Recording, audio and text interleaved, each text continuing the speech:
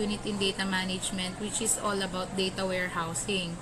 On the previous lesson sa ating Unit 1, ang pinag-usapan natin ay database management system. So, some of the terms there are already discussed in the business analytics subject. May mga new concepts na I do hope na naintindihan nyo kung paano siya nag-work or ano yung essence niya sa isang business. And today, ang pag-uusapan naman natin ay tungkol sa data warehousing. So, for the learning objectives, we have two main points to understand in this lesson. First is to describe the importance of data warehouse for reporting and data analysis and understand the differences of operational data sources.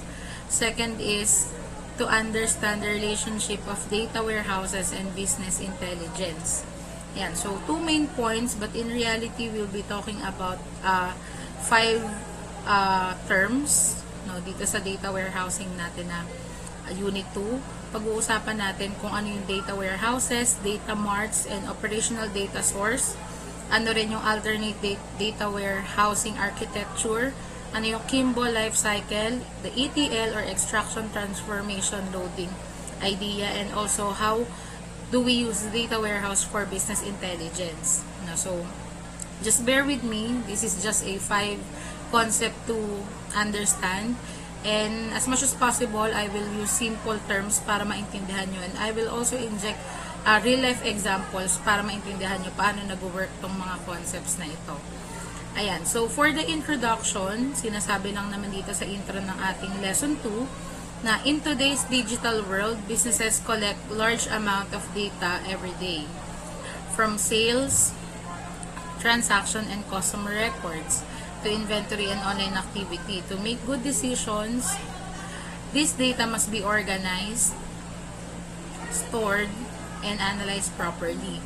In this lesson, we will explain how data warehouses support business intelligence and help organizations make reports and make smart data-driven decisions.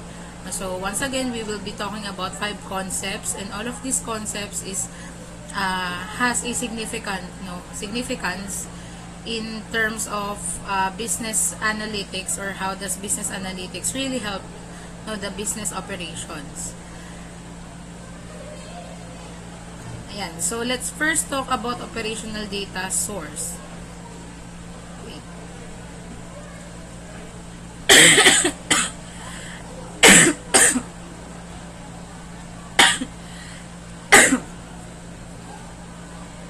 Ayan, sorry. Okay, so una natin pag-uusapan is yung term na operational data source or ODS. So, sabi dito mga anak, ODS contains current real-time data used for daily operations such as processing sales, updating customer records, managing inventory. The ODS focuses on speed and accuracy, not long-term analysis. So, dito sa subject natin na data management, as injected na dito yung konsepto ng business analytics, na ituro ko sa inyo noon na mayroong mga pagkakataon na ang mga analytical tools ay nagagamit talaga ng business for daily operations, such as collecting all of the sales, such as collecting all of the data from the consumers, and so on. Ang pinaka-focus ng operational data, ito po ay isang tool na ginagamit ng mga negosyo para makita nila yung daily track na nangyayari dun sa business. Operational data is used for daily basis and not used for long-term purposes. Na kung kailangan nilang malaman kung magkano yung sales today, kung kailangan nilang malaman ilan yung consumers na pumasok ngayon dun sa business, kung kailangan nilang malaman na, like for example, ang negosyo ay isang hotel, kailangan nilang malaman yung occupancy rate ng isang hotel sa isang araw. Like for example, may pumasok ba na 300 na tao dun sa hotel ngayong araw, kahapon ay 200. Diba kailangan nila na makita yung datos na kung saan ay yung pang-araw-araw na galaw or yung pang-araw-araw na mga information yung concern nila. So, operational data source po ang ginagamit doon.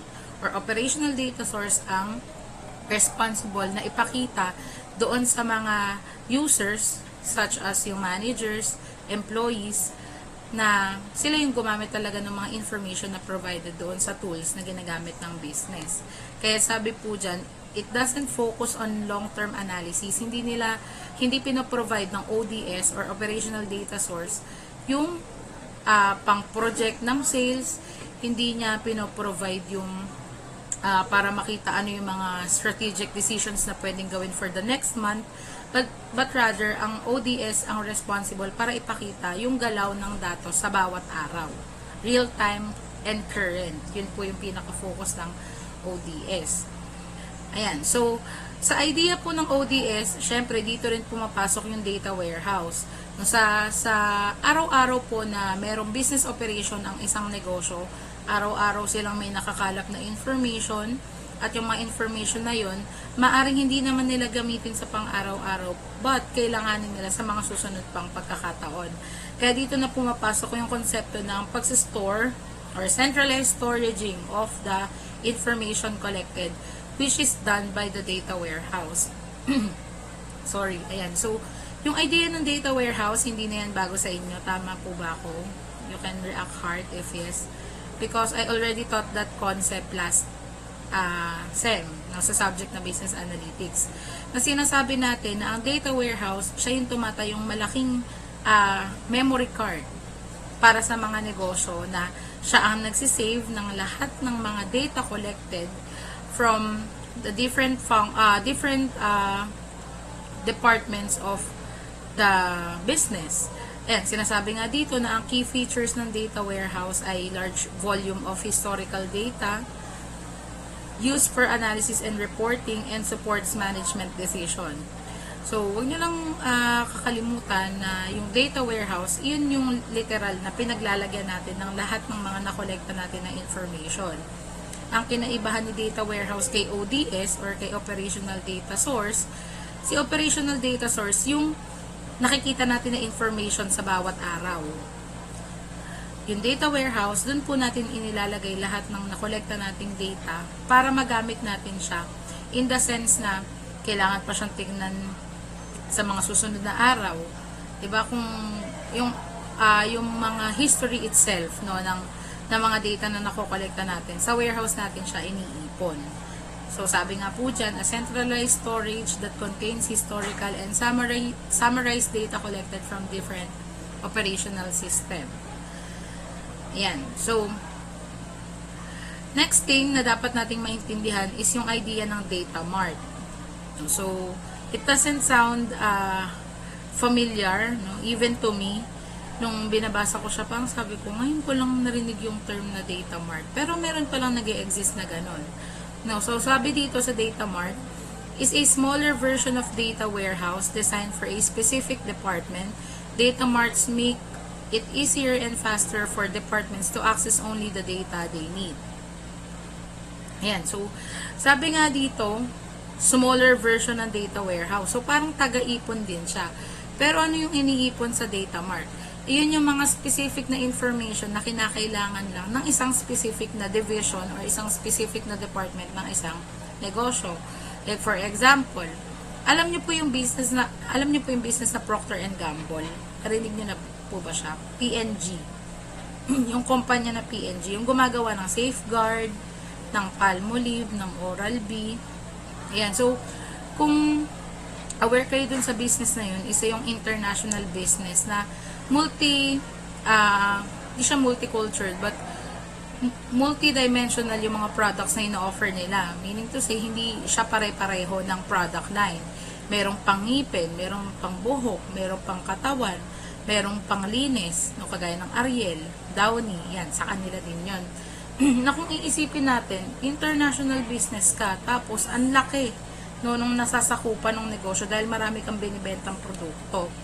So, ibig sabihin, pwede nating i-assume na gumagamit sila ng isang malaking centralisadong storage na tinatawag nating data warehouse.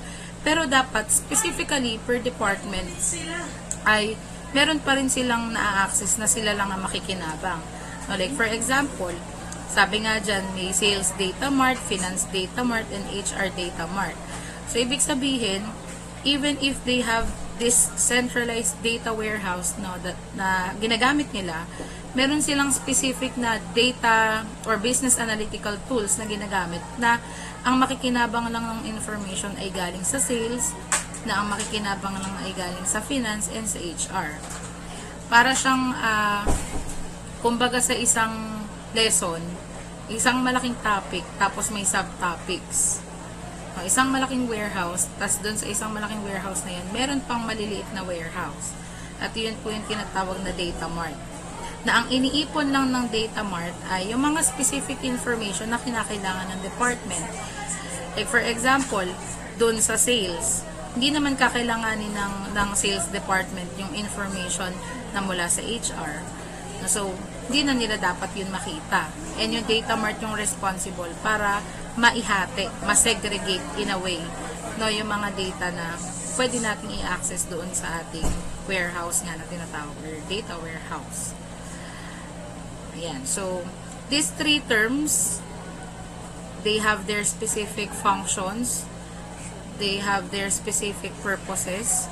Isa pang daily operations, yung isa pang ipon ng lahat ng mga historical data na nakokollect ng business. Yung isa naman ay taga-segregate ng mga data na kinokollect. So, just always remember the term data mart, data warehousing, and operational data source. Ayan. Questions so far? May tanong po ba mga anak? You can react hard if wala naman pong questions. So, I can go on sa second topic. Ayan. Thank you. Okay, so we are done with the first concept na napag-usapan na natin yung ODS, napag-usapan na natin yung data warehouse, napag-usapan na natin yung data mart. So, yung second content na pag-uusapan natin is the alternate data warehousing architecture. So, this is once again a new concept for all of us.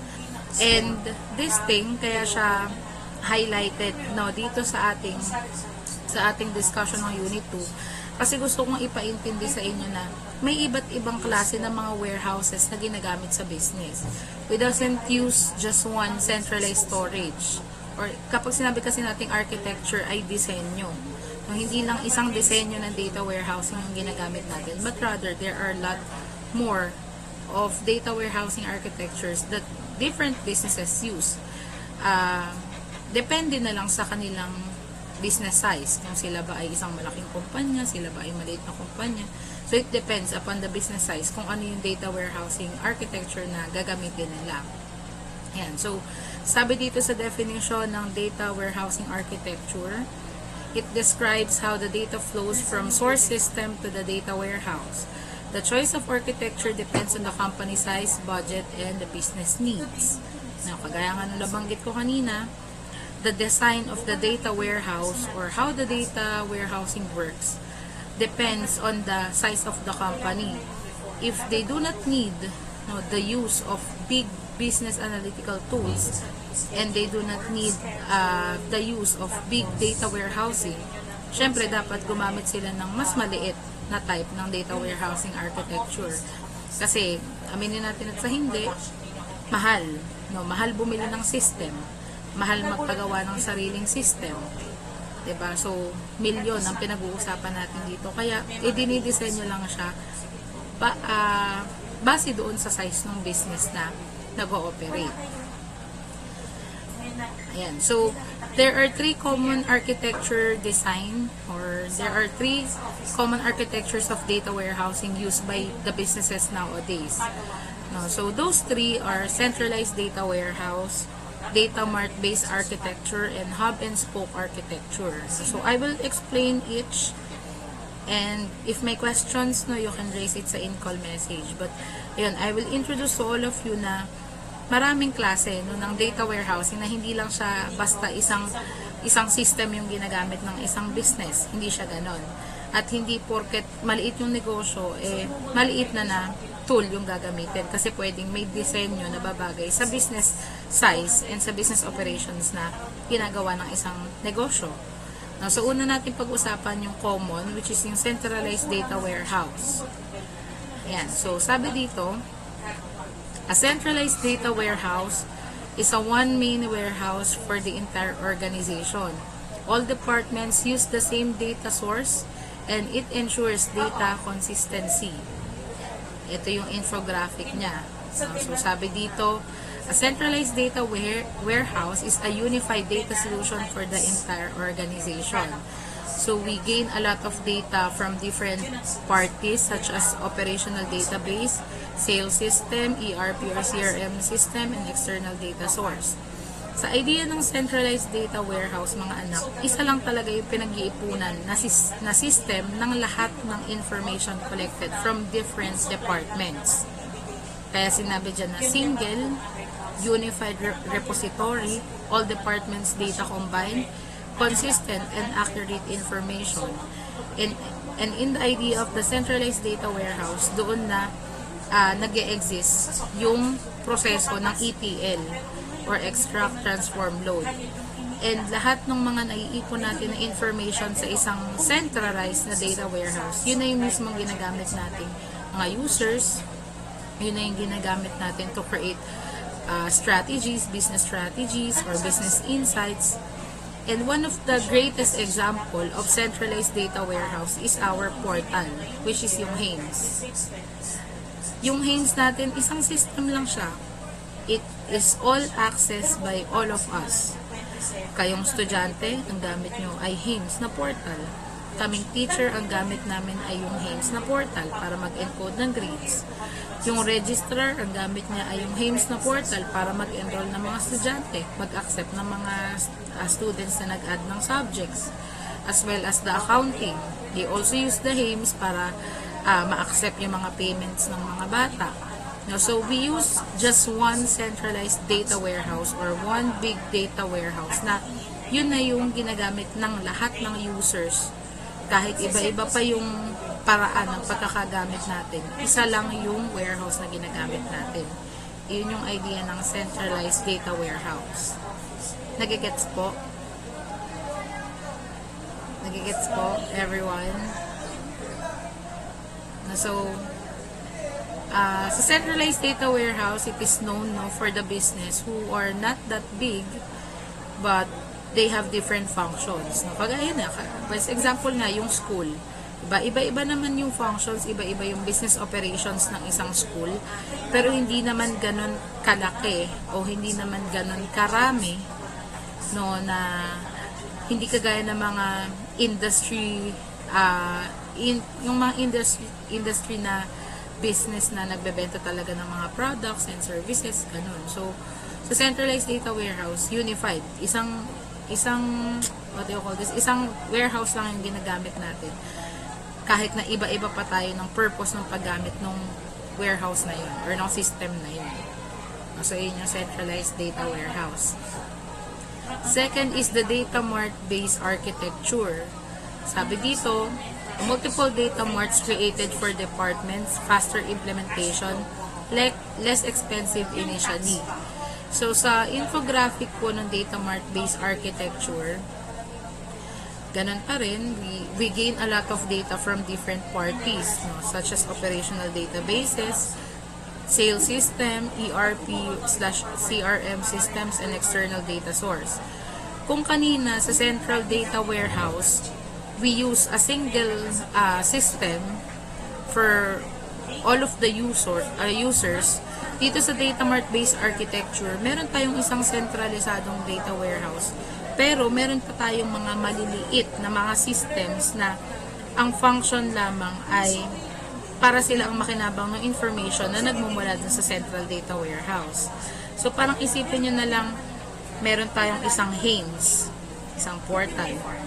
Tapos yung portal na HAMES na yun, meron pang isang naka-embed na HAMES.student at bulso.edu.ph, for example, ganun. So, may isa pang system na nakapaloob dun sa HAMES na ang gagamit lang ay estudyante. Tapos, sa isang central data warehouse, meron ulit isang data mart na pang teacher. Sa isang central data warehouse, meron pang isang data mart na ang gagamit lang ay registrar. We do not use the central data warehouse, but in the specified job specification or in a certain needs, no, that we have in accordance to the need of the specific job, meron tayong sari-sariling data marts na gagamitin. So dito sa idea ng data mart based architecture, clustered na, nakalagay sa isang malaking system na tinatawag na nating central data warehouse, yung mga maliliit pang system na ang gagamit lang ay yung mga specific departments. So, once extracted from the central data warehouse, yung information na kinakailangan ni Sales Data Mart, yun lang yung makikita niya. Kapag in-extract na rin yung mga finances na data, yung sales na data, tapos dumiretso siya sa Finance Data Mart, yun lang ang makikita ng mga empleyado under Finance Department. So, they do not have the access for all of the information provided in the Central Data Warehouse. Naka-specified na sa kanila through Data Marts yung kanilang mga information needed. So, yun. Hindi, kaya siya sinabing less expensive kasi mentras kasing malaki yung isang central data warehouse, mas malaki yung storage, maraming gumagamit, mas mahal talaga ang bayad. Kasi, syempre, ginagawa yan ng tao eh. Diba? Ang business tools ay ginagawa ng tao.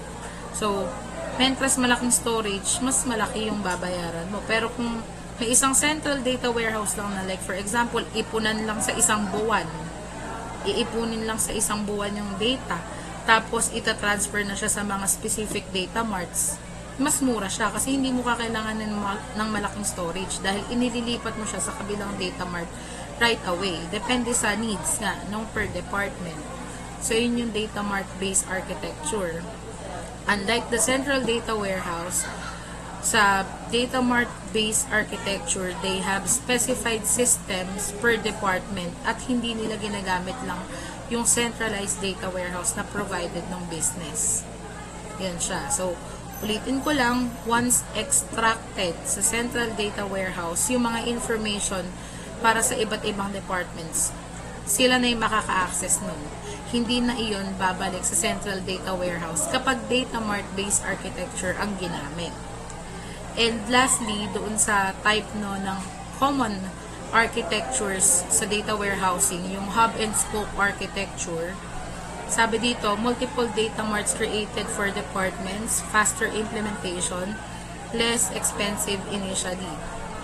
Dito naman sa hub and spoke architecture, kung kanina sa central data warehousing, we have a unified central data hub.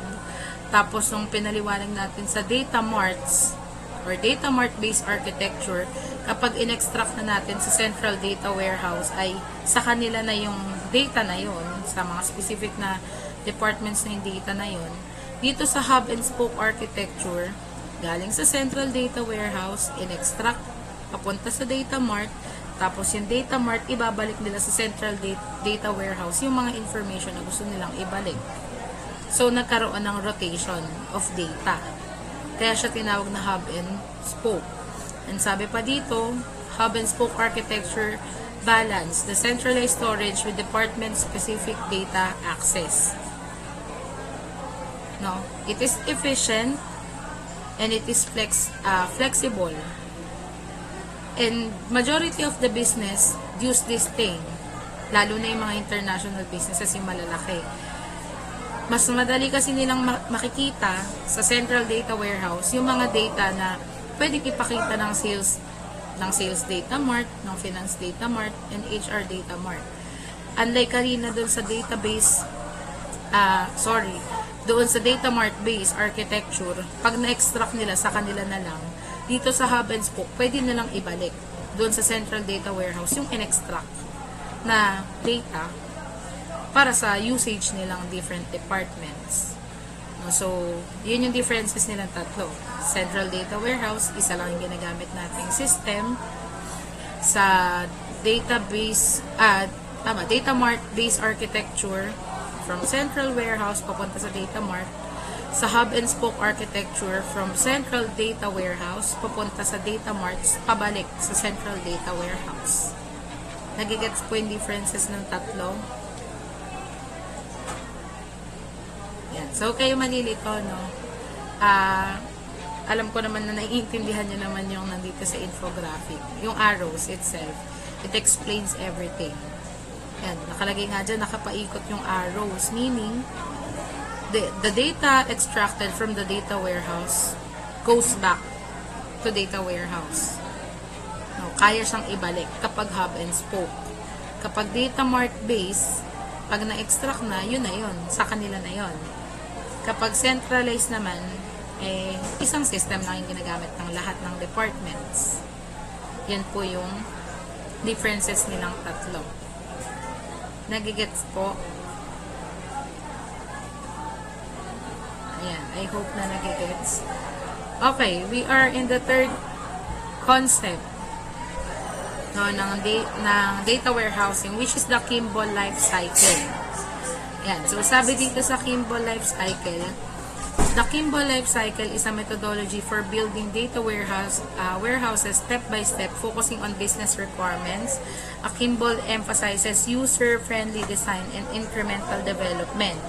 And it has 6 main phases, which are the project planning, business requirements definition, data modeling, ETL design and development, deployment, and make the system available to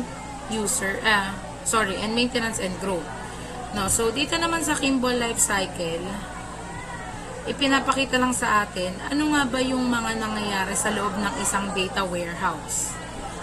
Doon kasi sa subject natin na business analytics, parang na-explain ko lang sa inyo no na once na ang data ay nakolekta sa several parties or several sources, inalagay natin sa isang system, in-extract natin, magiging business insight. Ganun lang siya kadali. Now, dun sa explanation natin sa business analytics. Pero, dito pala sa realidad ng isang system, meron pala tayong tinatawag na Kimball life cycle. Sabi nga dito, the main phases of building a data warehouse focus on the business needs.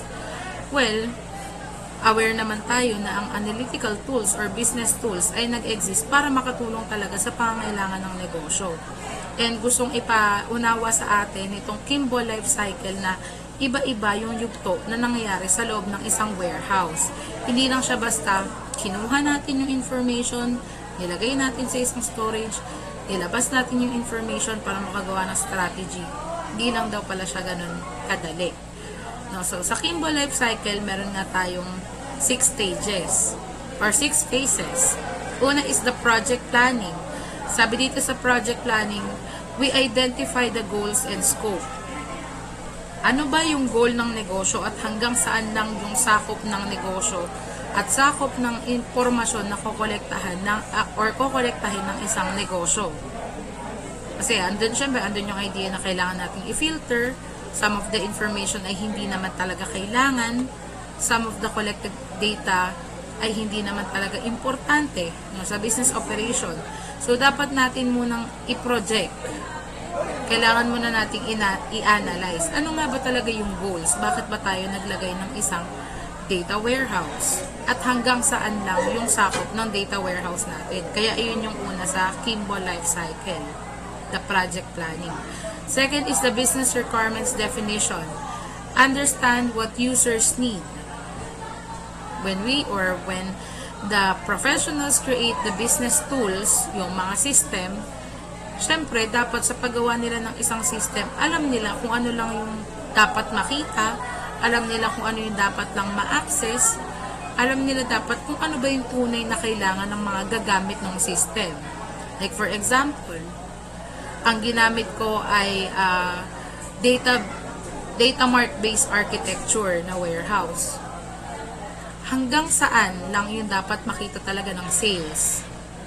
Yung gastos ba ng operations department at yung gastos ba ng HR department dapat ko pang makita sa sales department? You should understand the needs of the users nung gagamit. Kasi hindi ka pwedeng gumawa ng isang analytical tool na parang sabaw na mayroon kang isang system na ginagamit pero hindi naman siya functional kasi hindi mo naiintindihan paano siya kakailanganin ng user. So, kaya sinabi dyan na ang second stage ay business requirements definition. Third is the data modeling. Design tables, facts, and dimensions. So, na-highlight ko rin ito sa subject natin na business analytics dati na it is easy for the business to create reports. It is easy for the business to make infographic, forecasting, the bars and the graphs that they need. Kasi yung tool mismo or yung data warehouse mismo na ginagamit natin ay isa na siyang tulay para makagawa tayo ng isang factual na tables na magagamit talaga natin sa business operation, such as reporting, diba?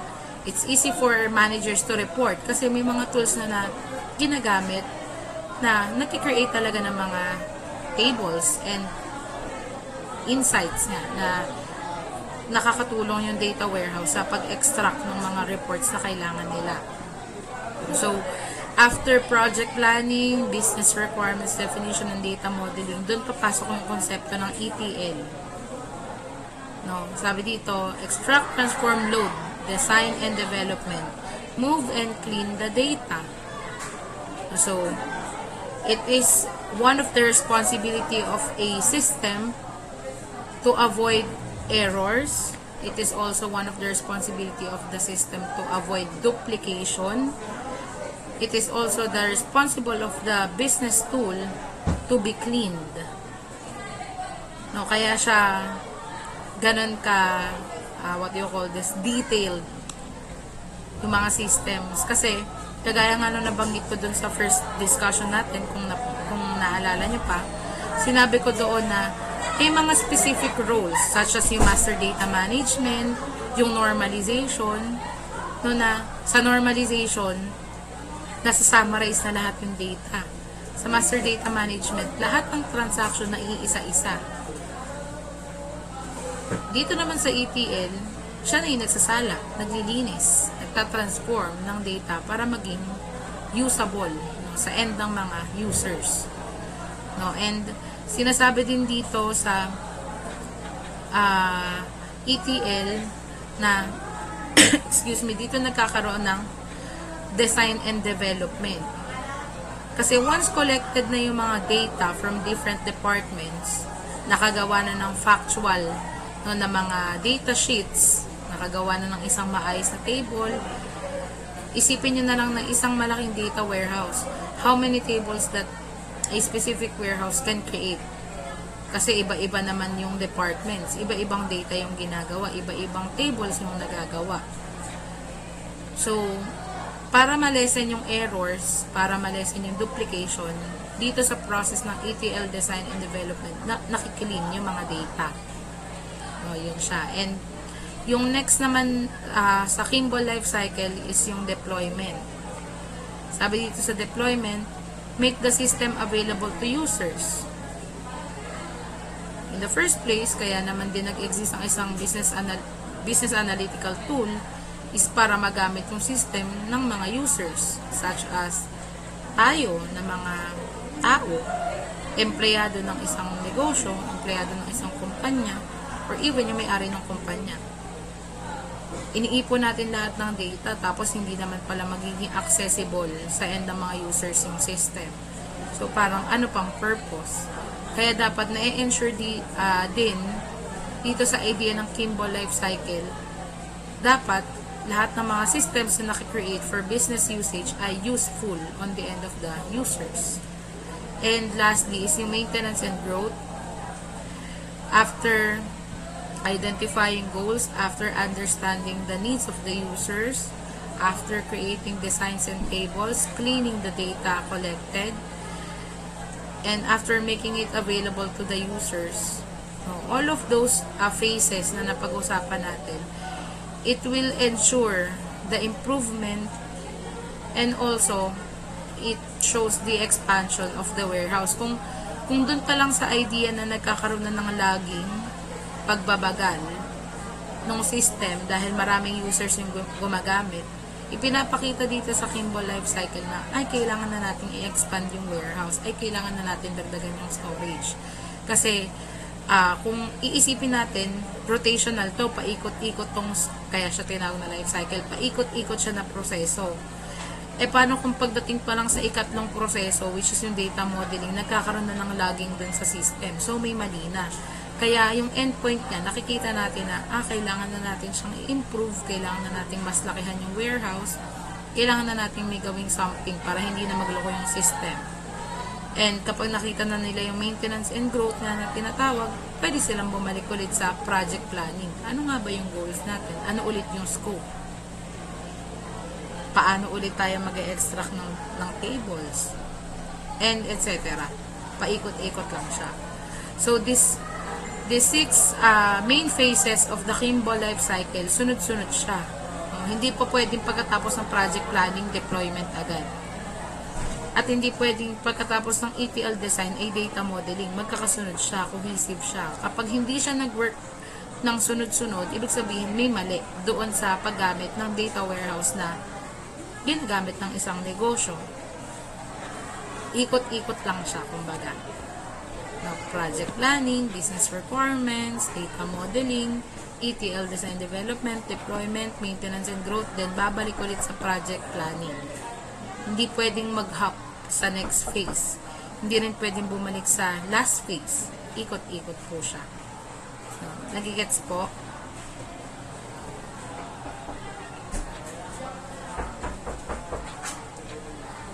Ayan.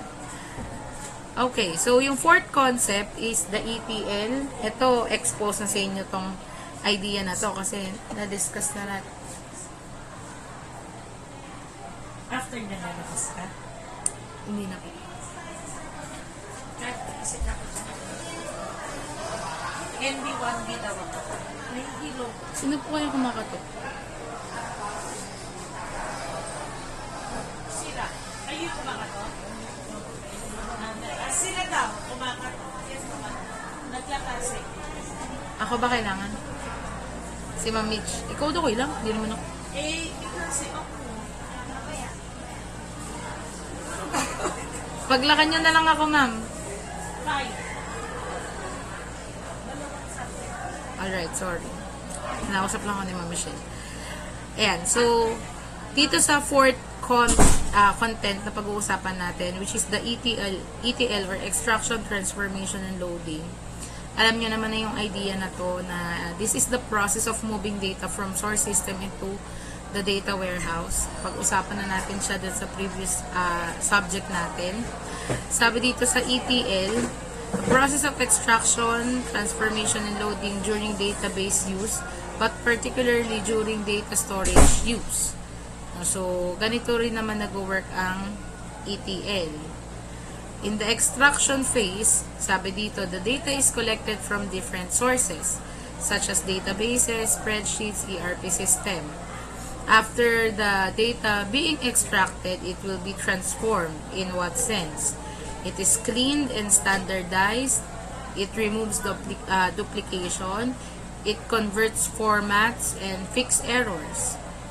And then after transforming the data collected, doon na yung last phase, which is the loading. Transformed data is stored in the data warehouse, can be scheduled daily, weekly, or monthly. So, yun nga, sa milyong-milyong mga datos na nakukolekta ng isang system, it should be clean, curated, kung naalala niyo yung term na yun, nasasala, nalilinis, at lahat dapat ng malinis at nasalang data ay magamit. Pwedeng magamit sa pang-araw-araw, pwedeng magamit lingguhan, or pwedeng magamit ng buwanan. So, yun yung ETL. Ayan. So, sa extraction, transformation, loading na phase, sabi dito, it is a vital process in data warehousing that involves extracting data from various sources, transforming it for analysis, and loading it into a data warehouse. So, ganyan nag-work yung ETL. We collect data, we clean and standardize the data, and we store the data, transform. So, yan yung itsura niya. Sa idea po ng ETL, sa data warehouse ulit siya nangyayari. Kung saan natin iniipon lahat ng data, doon din siya nililinis. Doon siya iniipon. Kapag nalinis na, i-store ulit yung mga malilinis na data na curate or na-filter na ng system. Ayan. And, for the last concept na pag-uusapan natin dito sa Unit 2, using the data warehouse for business intelligence. No, so, this is somehow a summary of all the terms discussed earlier. Ang idea lang naman talaga kung bakit nag-exist ang data warehouse, ang data management, ang business analytics para makapag-create ng better decision making ang mga businesses. It is not based on the guesswork. Sabi nga dyan, hindi siya hula-hula lang. But rather, makaka-create sila ng isang maayos na business decision making base sa mga datos na nakokolekta ng isang system. So, sabi dyan, business intelligence uses data from the warehouse to support decision making. With BI tools, managers can make faster and better business decision based on data, not guesswork. Makaka-create tayo ng isang magandang business decision not because we are guessing it, not because we are forecasting it, not because we are planning it, but because we have data na nakolekta natin gamit yung data warehouse. And sabi dito, how business intelligence uses the data warehouse in these things. It generates reports and dashboards, analyzes trends and patterns, compares past and present performance, and support forecasting and planning. So, sa ganun siyang paraan nagagamit. Ayan. Sabi nga dito, a central repository that consolidates data from multiple source for analysis and reporting. Nagagamit daw siya sa ganon. Sabi din dito, after the ETL process na nailalagay natin sa isang centralized database, nakaka-create din tayo ng maayos na dashboards and reports. And because of those things that we do inside the data warehouse, nakakapag-create tayo ng improved decision making, nakaka-create tayo ng isang trend analysis, na monitor natin yung performance, and we also create strategic insights. And the key business intelligence tools na ginagamit natin para mapakita natin na ano yung trend analysis, ano yung performance monitoring, ano yung mga reports na nakikreate. Ginagamit natin yung data visualization, ad hoc reporting, OLAP analysis, and data mining. So, ayun, na nagiging purposeful or kagamit-gamit ang isang data warehouse dahil maraming nahihita yung business, kagaya na lamang ng mga nabanggit na 4 na benefit. It improves decision making, it creates trend analysis, it creates performance monitoring, and it can also give us a strategic insight as business owners or business people. So, yun lang naman yung konsepto ng mga pag-aaralan natin. Huwag kayong malito, mga anak. Alam ko na medyo nakakahilong unawain. Pero sige, bibigyan ko na lang kayo ng summary ng ating discussion dun sa 5 concepts na pinag-usapan natin. Ayan, sa umpisa, we talk about data warehouses. Yun po yung centralized storage na pinaglalagyan ng isang system or pinaglalagyan ng mga data from different departments. Yung data marts, yun naman yung specific na mga systems na ginagamit ng each department para maisala specifically kung ano ba yung mga kailangan lang talaga nila at hindi na nila kailangan. Yung operational data source, iyon po yung tool na nagpapakita sa atin ng mga reports or yung system na ginagamit na daily lang natin napapakinabangan yung data na nakikita. It's not for long term but for daily use. Sa alternate data warehousing architecture, meron po tayong pinag-aralang 3 na ang sabi ko sa inyo, may iba't ibang mga disenyo ng data warehouse ang ginagamit ng mga business. Depende sa kanilang business size. Pwede pong centralized data warehouse yung gamit, pwedeng data mart based architecture yung gamit, o kaya naman pwede ring hub and spoke architecture yung gamitin.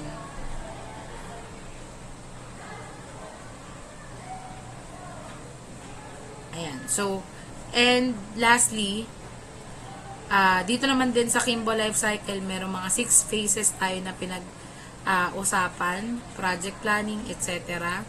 Idea ng ETL, we extract, transform, and load the data needed. And doon naman sa usage of data warehouse for business intelligence. Ayan, na-explain ko naman na meron siyang 4 na benefits. Ayan. So, meron po ba kayong questions, everyone?